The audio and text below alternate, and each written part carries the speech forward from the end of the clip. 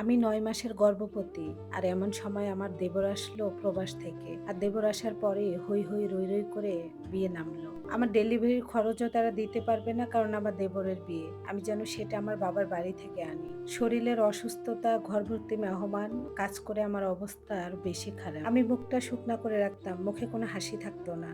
আমার শাশুড়ি আর ননদ মিলে বলতো আমি নাকি আমার দেবরকে হিংসে করছি, তাই আমার মুখে কোনো হাসি নেই, মুখ কালো করে রাখি। আমার শ্বশুর বাড়িতে যখন বাড়িঘর দেখতে আমার দেবরের শ্বশুর বাড়িতে লোক আসলো, কত রান্না বান্না, কত খাওয়া দাওয়া, কত আয়োজন, সাহস হয়নি সেখান থেকে এক টুকরো খাবার মুখে দিতে। যদি তারা কিছু বলে দেয়, কিছু না বলে রুমে এসে শুয়ে রইলাম। ভারী পেটটা নিয়ে আমি কিছুই করতে পারছি না। তারা সকাল থেকে সবকিছুই করছে। আমার শাশুড়ি আমার শোয়া দেখে রুমে এসে বলল, আলহামদুলিল্লাহ আমার বড় ছেলে এমন একটা বউ বাড়িতে আনার জন্য। আমার শাশুড়ি মুখটা অন্ধকার করে দিয়ে বলল, দেখায় দিমু আমার ছোট ছেলের বউ কত ভালো আনি। আমি কিছু বললাম না, শুধু চুপ করে রইলাম। আমাদের ভালোবাসার বিয়ে ছিল, আর আমার শাশুড়ি আমার দেবরকে নিজে পছন্দ করে বিয়ে করাচ্ছে। আমাদের ভালোবাসার বিয়ে, তাই তো আমার শাশুড়ি সুযোগ পেলে আমাকে কথা শোনাতে একদমই ছাড়ে না। আমার শাশুড়ি দেখতে সুন্দরী, তাই দেবরের বউ আনতেছে অনেক বেশি সুন্দরী। বড়লোক পরিবারের মেয়ে, গ্রামে এমন বউ পাওয়া ভাগ্যের ব্যাপার, আমার শাশুড়ি বলেছে। নতুন বইয়ের আবার বয়সও কম, আমার বয়স অনেক বেশি, 24 বছর। এখন সে ফুলের কলি আনছে।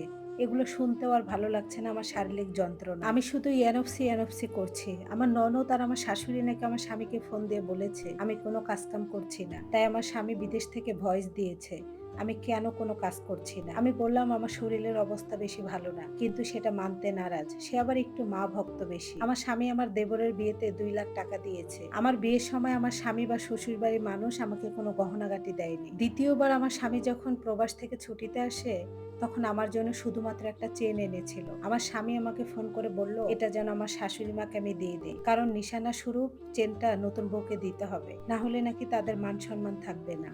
আমার স্বামীকে আমি ঠান্ডা গলায় বললাম আমার তো একটাই চেন, তাহলে কি আমি বিয়ের দিন খালি গলায় থাকবো? আমার প্রবাসী স্বামী ফোনে বলল আমার মনে নাকি হিংসায় ভরা, আমি সামাজিক না। আমি যদি আমার শাশুড়িকে চেন দিতে অস্বীকার করি, তাহলে আমার স্বামী আমাকে নিয়ে সংসার করবে না। কথাটা শুনে আমি চেনটা দিয়ে দিই। সবাই শপিং এ ব্যস্ত, বিয়ে নিয়ে কত কথা, কত হাসি তামাশা, আর আমি সেখানে থাকিও না। শুধু আমার মাথায় একটা কথাই ঘোরে, আমার ডেলিভারি যদি সিজারে হয় এত টাকা আমি কোথায় থেকে দিব? আমার পরিবারের অবস্থা বেশি ভালো না, আমার বাবা নাই, ঘরে আমার ছোট ছোট 2টা ভাই, এত টাকা তারা কোথায় পাবে? আর আমার দেবরের বিয়েতে আমার শাশুড়ি বলেছে আমার বাবার বাড়ি থেকে আমার মাকে সোনার কানে দুল দিতে হবে। সবকিছু নিয়ে আমি অনেক বেশি টেনশনে আছি, তাদের আনন্দে আমি থাকতে পারি। বিয়ে মানে আমার কাছে একরকম এখন জুলুমই মনে হচ্ছে। তার ছেলে সংসার করলাম, অথচ ডেলিভারি খরচ দিতে হবে নাকি আমার মাকে। আমাকে জন্ম দিয়ে আমার বাবা মা সবচাইতে বড় পাপ করে ফেলেছে। বিয়ের পরে আবার তার ছেলে আমাকে নিয়ে যে খাটটাই শুবে, ওই খাটটাও নাকি আমার পরিবারকে দিতে হবে। তার ছেলে যেই বালিশে মাথা রেখে ঘুমাবে বউকে নিয়ে,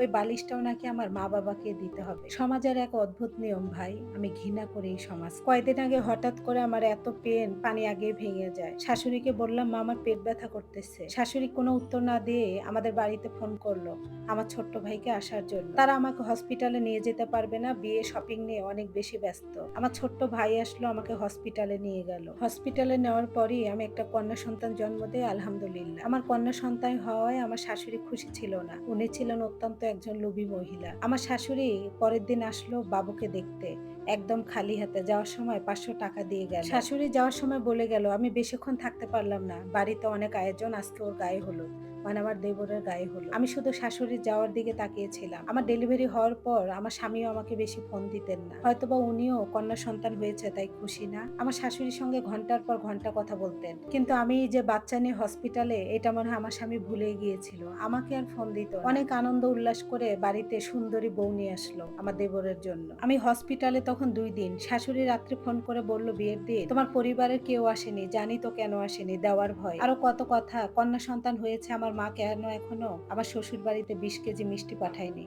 আমি যেন হসপিটাল থেকে যাওয়ার সময় আমার মার কাছ থেকে আমার দেবরের বিয়ের উপহার একজোড়া কানের দুল নিয়ে যাই, আরো কত কথা। মনটা খারাপ করে বাবুকে কোলে নিয়ে বসেছিলাম। কিছুক্ষণ পরে আমার স্বামী ফোন করলো। ভেবেছিলাম আমার স্বামীকে অন্তত বলবো, আমার স্বামী বুঝবে আমাদের ব্যাপারটা। আমার স্বামী আরো উল্টা আমাকে বললো মা যা যা বলেছে তা কিন্তু করো, নাহলে আমার সাথে সংসার তুমি করতে পারবে না।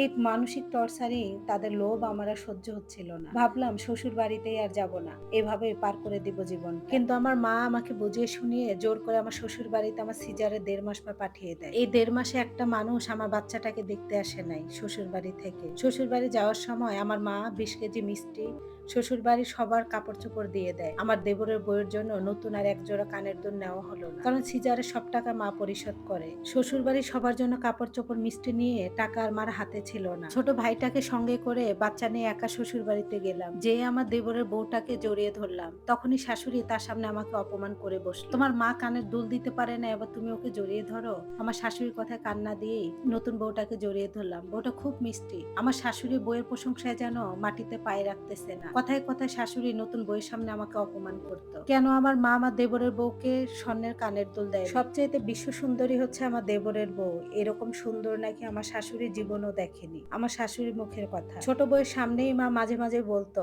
আমার বড় ছেলের কপালটা অনেক খারাপ, আমার মতো একটা বাজে বউ উঠেছে। আমি দেখতে সুন্দরী না, আমার বয়স বেশি, আমি গরিবের মেয়ে। কথায় কথায় শাশুড়ি খোঁটা দিত, আর আমি নীরবে চোখের পানি মুছে শুধু মাটির দিকে তাকিয়ে থাকতাম। আর আমি আল্লাহকে বলতাম, আল্লাহ আপনি আমাকে ধৈর্য দেন। আমার শাশুড়ি শুধু দীর্ঘশ্বাস ফেলতো। বিয়ের কিছুদিন পরেই ছোট বউ নায়েরও গেল। আমার গলার চেন, শাশুড়ির গলার হার, শাশুড়ির হাতের বালা, সবকিছু গহনা যেন একটা পুতুল সাজিয়ে দিল শাশুড়ি। আমার ছোট দেবরের বউ বাবার বাড়িতে যাওয়ার সময় আমার শাশুড়িকে জড়িয়ে ধরে সেই কান্না। আমার শাশুড়ি বলল, বউ তোমাকে ছাড়া আমি থাকতে পারবো না, বাড়িটা অন্ধকার হয়ে যাবে খালি খালি। 3 দিন পরে কিন্তু আমি তোমাকে আনতে যাব, তখন কিন্তু না বলতে পারবা না। মনে হচ্ছিল শাশুড়ির কলিজাটা ছিঁড়ে যাচ্ছিল। 3 দিন পরেই শুনলাম তার আদরের প্রাণপ্রিয় ছোট বউ নাকি গহনাগাটি নিয়ে তার আগের প্রেমিকের সাথে চলে গিয়েছে।